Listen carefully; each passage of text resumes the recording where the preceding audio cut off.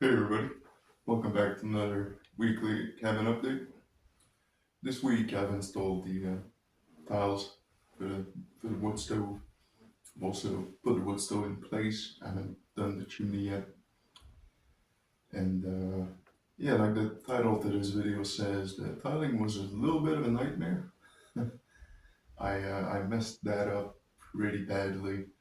It turned out alright. Well, more than alright actually. It turned out perfect. But it's been quite a battle to get it done. But before I get into that and show you the end result, let's have a look at a clip I've recorded before I started tiling. That's it. The round is cut. It's pretty. Lines are clean. No chipping. It's ready for a thin set. Of course, I'll just install the first row along the wall, because I don't want to install the whole thing, because then I'll have to step on it to tile the walls. I want to do the whole thing in one day so I can do the grout tomorrow. So I'll just install the bottom row there along the wall, just so I have the right space, and I'll put those little crosses there and start tiling the walls. Once I'm done with the walls, I'll come back here and finish the floor. I had to use an angle grinder to cut the rounds. I don't know if any of you ever cut tiles before, but unless you're cutting a straight line, you have to use one of those angle grinders with a diamond wheel. And then of course the straight lines. I have one of these. Pretty useful. Because yeah, you know, not happy with just making a round step instead of a square one, I also had to install the tiles at a 45-degree angle. Because, you know, I'll install them horizontally on that wall and on that wall as well. So I don't want the tiles to kind of flow with one of the walls and end up perpendicular to the other one. So I said, you know what? Dang it, just 45. Because why not? I'm already overcomplicating everything, so might as well, you know, go big with it. Now, here's the result. I like to think I did a pretty good job. The tiles look pretty good. The grout isn't fully cured yet, so it's a little bit darker than it's going to be, but some areas of it are fully cured here. You can see the color is a little bit lighter than the tiles. So all of the seams in between the tiles are going to be pretty well hidden, which I like. I'm not one of those people that likes to have a super high contrast between the tiles and the grout, especially since I'm not the greatest at tile installing. So some of my joints are a little bit inconsistent. There's a little bit of lippage here because of how much I had to brush it, because it went really warm.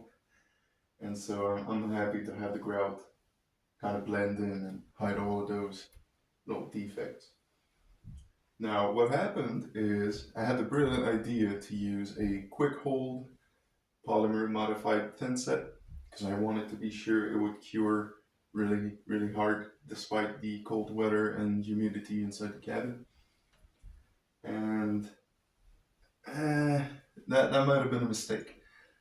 I mean, if I didn't mess it up right from the start, it would have been just fine. But that's not what happened. So what happened is I put way too much water in it.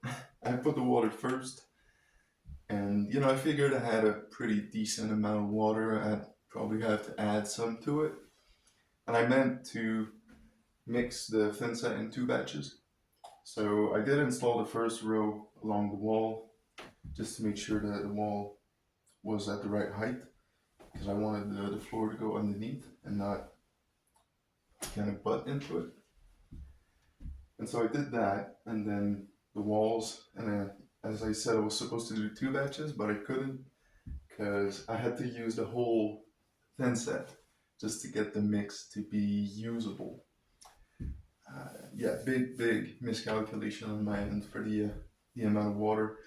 The thin set ended up muddy, you know, like it would just drip everywhere and made such a huge mess that in between the tiles, it would just drool out and run onto the wall, and I had to just abandon the thin set before I did the floor and just clean up the mess on the wall before it would cure on there.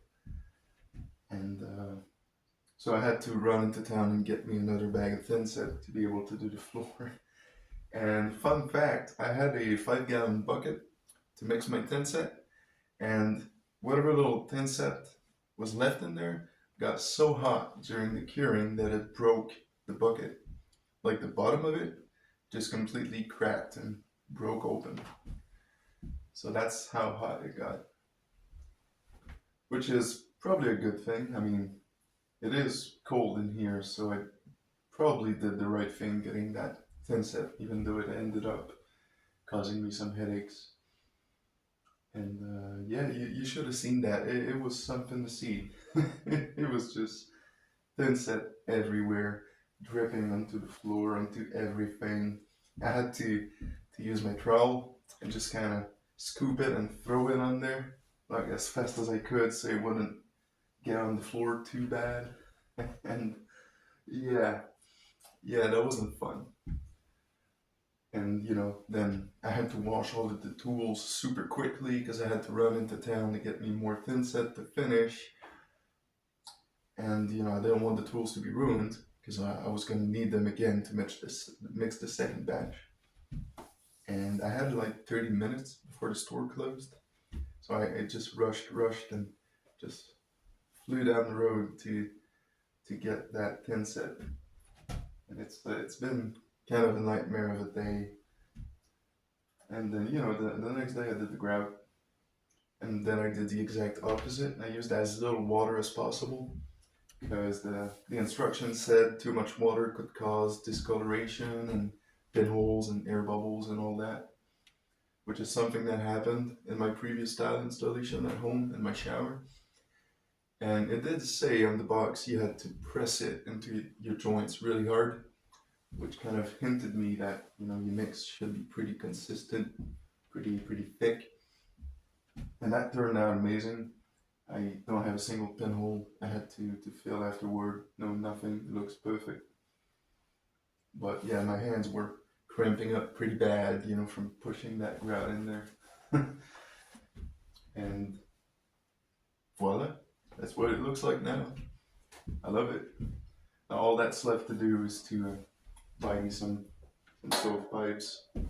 I'll have a 24-inch section before my 90-degree elbow, and then probably a 45 to go into the wall. So just go up, get closer to the wall, and then 45 go in there. Little thermometer. I have a fan too that you just put on the stove, and whenever the stove's hot, it starts spinning. That's gonna be pretty neat. And vinyl flooring is probably the next thing after that, because it won't take very long at all to do the chimney here. So I have plenty of time to tackle the floor.